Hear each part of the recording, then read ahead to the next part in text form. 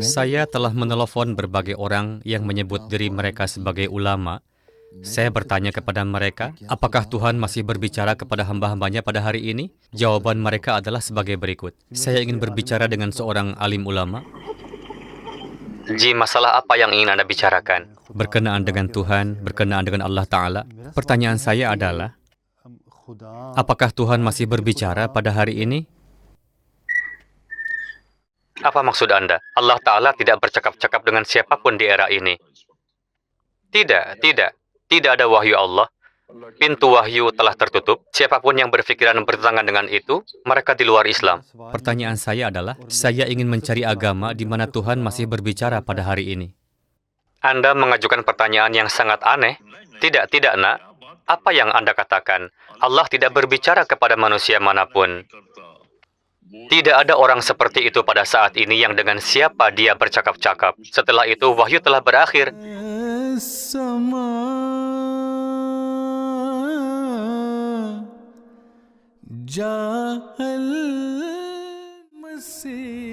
Pernahkah Anda merenungkan keadaan dunia tempat kita hidup? Kebenarannya adalah bahwa hari ini dunia tidak hanya melupakan penciptanya, tetapi bahkan mengatakan bahwa kita tidak memerlukan Tuhan.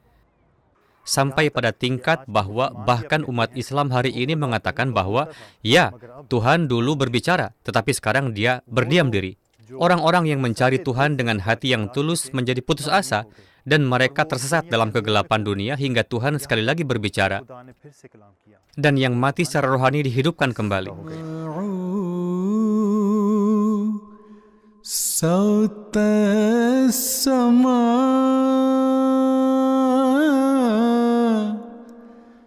Ja'al Masih Ja'al Masih.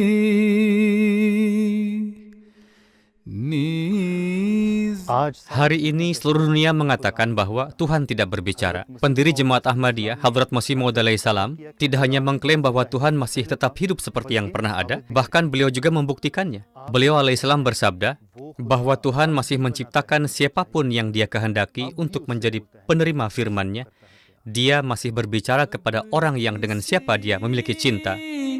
Gulshan mein logo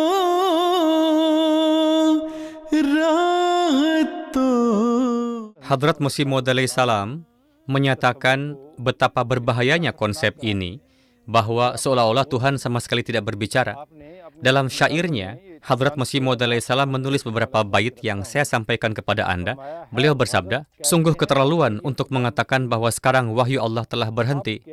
Dan hingga hari kiamat, sandaran umat ini hanya pada cerita-cerita belaka, bahwa setelah Rasulullah SAW, wahyu telah terputus. Beliau alaihissalam bersabda, ini keterlaluan, ini adalah ketidakadilan yang besar. Mengapa permata berharga wahyu Allah akan hancur? Sadarlah, inilah satu-satunya sumber kebanggaan bagi sebuah agama, bahwa tanda fundamental dari agama yang benar dan kemuliaannya adalah bahwa dalam agama itu Allah berbicara dan pengikut-pengikutnya mampu bertemu dengannya. Jika tidak, itu adalah agama yang mati dan tidak bermanfaat bagi siapapun. Selanjutnya beliau alaihissalam bersabda, barang siapa mencapai ini dalam kesempurnaannya, sungguh dia telah meraih sahabat sejati. Karena ada berbagai jenis wahyu, tingkatan-tingkatannya dan langkah-langkahnya, barang siapa diberi wahyu dalam kelengkapannya, anggaplah bahwa dia sungguh telah menemukan Allah. Artinya wahyu adalah jiwa agama itu sendiri.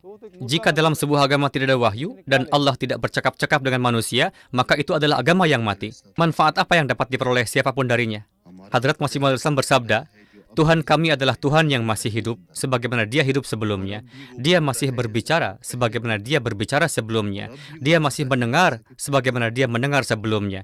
Adalah anggapan yang keliru, bahwa di zaman ini Dia mendengar, tetapi tidak berbicara. Sebaliknya, Dia mendengar maupun berbicara.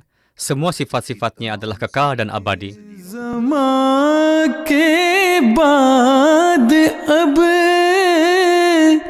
aaye hai ye ठंडी हवा.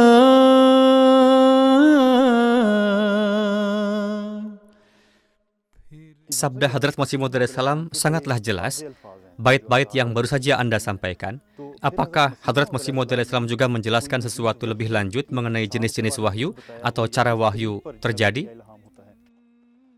Karena Allah Ta'ala telah memberkati Hadrat Masih Maud Islam dengan wahyu ilahi, beliau menjelaskan masalah ini pada banyak kesempatan dengan cara yang sangat jelas. Di sana beliau menjelaskan secara rinci, menyatakan secara eksplisit ayat Al-Quran suci, "Wa ma kana li basyarin ay yukallimahullahu illa wahyan," bahwa tidak mungkin bagi manusia manapun agar Allah berbicara kepadanya, kecuali dalam 3 cara yang telah Dia sendiri tetapkan. Allah berfirman, "Aku mengirim wahyu," au mi wara'i hijab, atau dari balik tabir, seperti dalam kasus mimpi atau penglihatan yang ditunjukkan.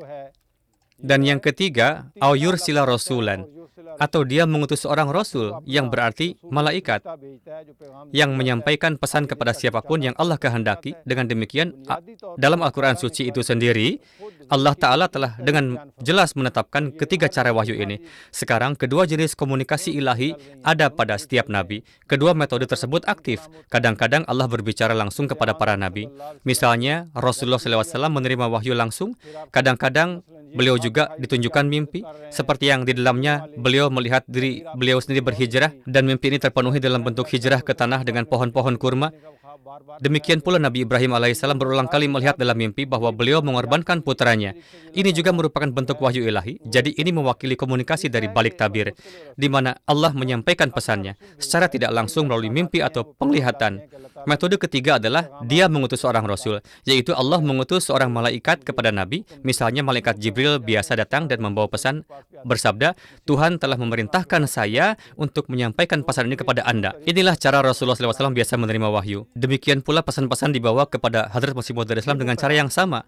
Inilah pesan yang membawa mereka yang mati secara rohani kembali hidup, dan mereka yang memilih jalan Tuhan yang hidup ini menghadapi perlawanan. Sebuah kejadian tercatat mengenai Hadrat Maulwi Muhammad Ilyas Khan Sahib radhiyallahu anhu, seorang sahabat Hadrat Masih Maud Islam. Beliau pernah ditanya, "Tidakkah Anda dapat menemukan seorang pembimbing rohani selain Mirza Ghulam Ahmad Qadiani?" Beliau menjawab, "Yang benar adalah, saya telah kehilangan Tuhan saya. Saya mencari melalui setiap agama, tetapi kemanapun saya pergi, saya diberikan jawaban yang sama, bahwa Tuhan dulu berbicara, tetapi sekarang tidak lagi berbicara. Suatu hari saya pergi ke sebuah masjid di Qadian, dari belakang, seseorang dengan lembut meletakkan tangan yang sangat penuh kasih dan lembut di bahu saya. Ia bertanya, 'Ilyas, apa yang telah kamu hilangkan?' Saya menjawab, 'Saya telah kehilangan Tuhan saya.' Tangan itu adalah tangan Hadrat Masih Maud alaihissalam. Hadrat Maulwi Muhammad Ilyas Khan Sahib berkata, 'Hari ini saya bersumpah demi Allah, dan sumpah palsu adalah jalan orang-orang yang terkutuk, bahwa Tuhan Mirza Ghulam Ahmad Qadiani alaihissalam berbicara kepada saya hari ini. Dia berkomunikasi dengan saya. Dapatkah salah satu di antara kalian membuat klaim ini bahwa Tuhan berbicara kepada kalian?' Sebuah pemikiran yang indah dan mendalam dari Hadrat Masih Maud alaihissalam adalah Tuhan tidak menjadi lelah atau capek. Ketika seseorang dengan tulus menjadi miliknya, sepenuhnya menyerahkan diri kepadanya, menyelaraskan diri dengan sistem ilahinya dan menaatinya, maka Allah memberikan rahmatnya. Tidak ada kekurangan apapun di hadapannya. Kelemahan-kelemahan manusialah yang menjadi penghalang. Kelemahan-kelemahan ini harus dikepung dan dihilangkan. Seseorang harus menyucikan setiap anggota tubuh, setiap bagian dari dirinya, langkah demi langkah. Kesuksesan sejati hanya dicapai oleh mereka yang menyucikan diri mereka. Karena untuk menjalin hubungan dengan Yang Maha Suci, kesucian adalah suatu keharusan. Tidak ada persatuan antara yang suci dan yang tidak suci.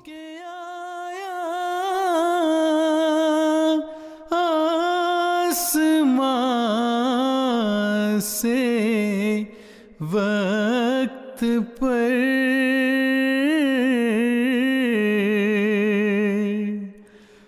मैं वो हूँ नूरे खुदा जिससे हुआ दिन Adalah keberuntungan besar kita bahwa hari ini kita termasuk dalam sebuah jemaat yang tujuannya adalah untuk menghubungkan kita kembali dengan Allah Ta'ala yang Maha Hidup. Hari ini khilafat adalah cahaya ilahi itu yang melaluinya Allah memanggil kita menuju dirinya. Sejak awal telah menjadi sunnah yang ditetapkan Allah Ta'ala bahwa dia memulai sistem kenabian melalui kehadiran seorang nabi. Kenabian berarti menerima pengetahuan tentang yang gaib. Ini disebut sebagai kudrati ula, manifestasi pertama kekuatan Allah. Setelah itu, khilafat adalah kudrat saniyah, manifestasi kedua. Melalui sistem ilahi ini berlanjut dan terpelihara. Sekarang melalui Hadrat Masih Maud alaihissalam, Allah Ta'ala telah memulai babak baru kenabian. Kelanjutan dari kenabian Rasulullah SAW. Inilah kenabian yang sama, kini dalam fase keduanya, yang terikat dengan masa akhir zaman, dengan era yang dekat dengan hari penghakiman, untuk menjadi benar-benar terhubung dengan Allah di era ini. Kita harus menjalin hubungan yang hidup, yang dinamis dengan khilafat. Inilah solusi Allah sendiri, karena dia adalah cahaya langit dan bumi, dan dia telah menciptakan sistem melaluinya. Cahaya ini diwariskan. Pertama datang Nabi, dan setelahnya khilafat. Siapapun yang benar-benar menautkan diri mereka kepada khilafah, dengan cara yang hidup tanpa penghalang, maka hubungan Allah terjalin dengan mereka. Cahaya Allah mulai memasuki orang tersebut. Inilah rahasianya. Itulah mengapa berulang kali ditekankan, bangunlah hubungan yang hidup dengan khilafat, taatilah khilafat. Tujuan sejati menjadi seorang Ahmadi adalah untuk menjadi seseorang yang benar-benar terhubung dengan Allah, untuk menjadi kekasih Allah, untuk berbicara dengannya. Dan jika seseorang gagal mencapai hubungan itu, maka ada sesuatu yang menghalanginya. Ada beberapa rintangan internal yang harus mereka atasi. साल से मदफून थे,